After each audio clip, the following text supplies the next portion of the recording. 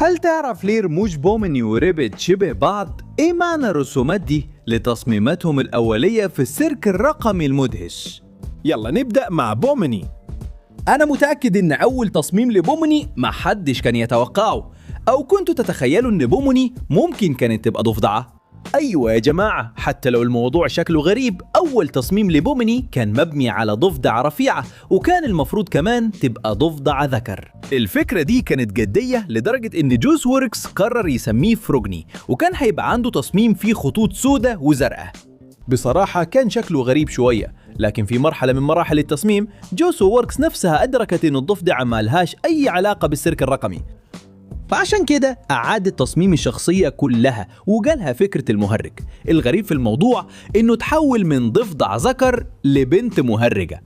لكن تصميم الضفدعة ما ترمش خالص، لأنهم بيعتقدوا إن تصميم ريبيت اتأثر بالتصميم الأول لبوميني، لأن عيون ورموش ريبيت شبه عيون ورموش بوميني بالظبط. بس الحكاية ما انتهتش هنا، لأن حتى لما بوميني كان تصميمها تقريبا جاهز غيروا فيها تفصيلة ما حدش خد باله منها، ودول كانوا الجوانتي بتاعها. في الأول كانوا مقلوبين، في إيدها الشمال كان اللون الأحمر وفي اليمين كان الأزرق، بس بعدين قرروا يعكسوهم عشان يبقوا لايقين مع لبسها وجزمتها. وعشان كده في الحلقة التجريبية ظهرت وهي لابسة الجوانتي الأزرق في الشمال والأحمر في اليمين. بس المعلومة الغريبة إن في تترات نهاية الحلقة دي بنشوف بوميني بتصميمها القديم قبل التغيير ده. كنتوا تعرفوا إن كوفمو كان في الأصل هيكون ليه دور أهم بكتير في السيرك الرقمي المدهش؟ في الحقيقة هو ما كانش مجرد المهرج اللي بيتجردد وخلاص، كان المفروض يكون ليه دور أكبر في الحلقات الجاية، لأن هو وبومني كانوا هيبقوا الأبطال الرئيسيين في السيرك ده. وعشان كده كوفيمو كان مهرج وبومني كانت مهرجة، لأن الاتنين كانوا بيعبروا بشكل كويس جدا عن السيرك الرقمي. حتى اسمه الأصلي كان كوفمان، وده بنقدر نشوفه في واحدة من الرسومات اللي راجاتا بيناديه بالاسم ده. وبكده كمان نقدر نتأكد إنه كان ليه تطور أعمق. وبما إنه كان عامل شخصية كوفمو وقت ما جوس ووركس خلقت جاكس، لاحظ إن الأرنب البنفسجي كان بيقوم بنفس دور المهرج المسكين. جوس ووركس قررت تتخلص من كوفمو وتحتفظ بجاكس. أصل المهرج كان هيبقى ليه قصة شبه قصة جاكس.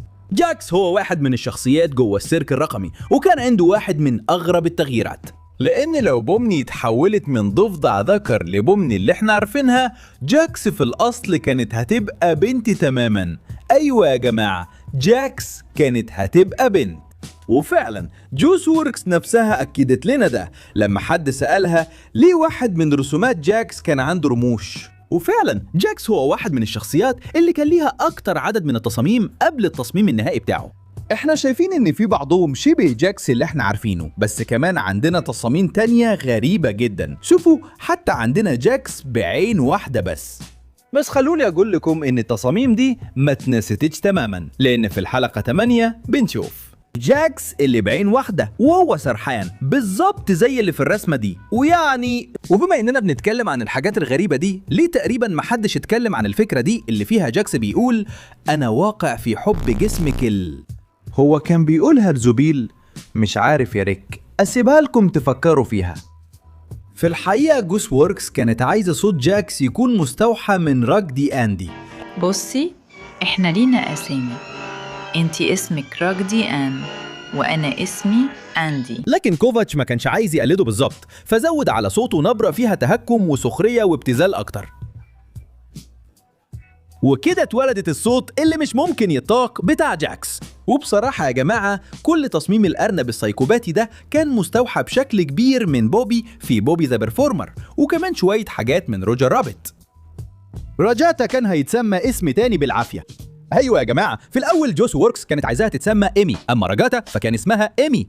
راجاتا كان اسمها إيمي، بس وقتها ما حسيتش إنه اسم جامد كده، حسيت إن راجاتا أحسن. بس قبل ما الحلقة التجريبية تطلع قررت تغير اسمها، ومش عمرها شرحت لنا بالظبط ليه. والغريب إن على عكس الشخصيات التانية دي، راجاتا ما غيرتش تصميمها.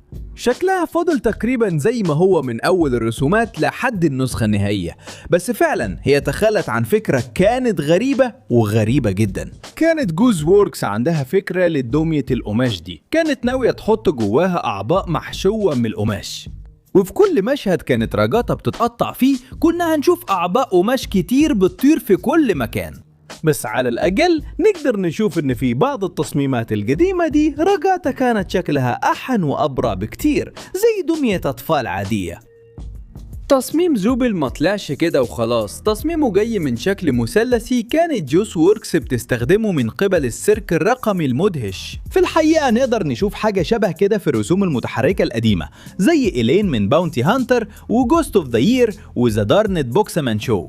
يعني زوبل وتصميمه بقى جزء من الأسلوب اللي كانت جوس ووركس بتستخدمه. وعلى فكرة لو ما خدتوش بالكم، جوس ووركس عمرها ما بتثبت على تصميم واحد بشكل كامل، أجزاء كتير من جسمه بتتغير على مدار الحلقات، وكمان نقدر نشوف التغييرات دي في الصورة اللي عنده على باب أوضته جوه السيرك الرقمي. وجوس ووركس قال إن ده مقصود تماما، وده منطقي جدا لأن شخصية زوبيل مستوحاة من لعبة اسمها سولو أجوجو، واللي في الأساس عبارة عن قطع بلاستيك كتير بتصميم غريب وتجريدي تقدر تركبها وتخصصها زي ما تحب. عمرك فكرت إن كأني في الأصل كان ممكن يسبب لك كوابيس؟ أكيد يا صحابي، أول تصميم ليه كان عنده سنان واقعية جدا، مش السنان الكرتونية اللي احنا عارفينها دلوقتي. في الحقيقة الجو العام للسيرك الرقمي كان بيحسسك انه مرعب واكتر ظلمة. بعد كده كان في تصميم تاني اغرب لكاين، عيونه ما كانتش جوه بقه، حتى كانت فوق بقه، وطبعا كان شكله اغرب بكتير من التصميم النهائي بتاعه. في التصميم اللي احنا عارفينه جوس ووركس اتأكدت ان كين يطلع بالشكل المبالغ فيه والفوضوي ده، بس لسه في تفصيلة غريبة محتفظ بيها. هو عنده هيتروكروميا، يعني عينيه لونهم مختلف عن بعض. على فكرة كنت تعرف ان عينه الخضراء اسمها جيفري؟ بس حكاية كين ما بتوقفش هنا يا جماعة، لأن اسمه ممكن يكون تلاعب بالكلام، وعندنا احتمالين للموضوع ده. ممكن يكون جاي من كلمة كانينو زي الناب، أو من نوفوكاين اللي هو دواء بيستخدمه دكاترة السنان عشان ما تحسش بألم لما يخلعوا لك سنة. وفي الآخر مرة جوس وريكس هزار عن معنى الحروف اللي بتكون اسم كين. هي قالت إنه في النسخة الإنجليزية معناه تجربة المتجوزين الجداد مع إدخال المؤخرة بشكل إبداعي، واللي بالعربي معناها تجارب المتجوزين الجداد مع إدخال مؤخرة بشكل إبداعي. بس أنا شايف إنه بالعربي هتكون أحسن لو قلنا خلق مغامرات وإدخال ضربات تجريبية على المؤخرة. كاين. أنا عارف إن كينجر بالنسبة لنا واحد من أكتر الشخصيات المسلمة واللطيفة في السيرك الرقمي، بس مش أظن كنا هنفكر نفس الكلام عن تصميمه الأصلي. يعني رغم إن تصميمه فاضل تقريبا زي ما هو، كان في نسخة غريبة جدا من ناحية عيونه كانت حرفيا لازقة في راسه اللي شبه قطعة الشطرنج، كأنها طفرة إشعاعية.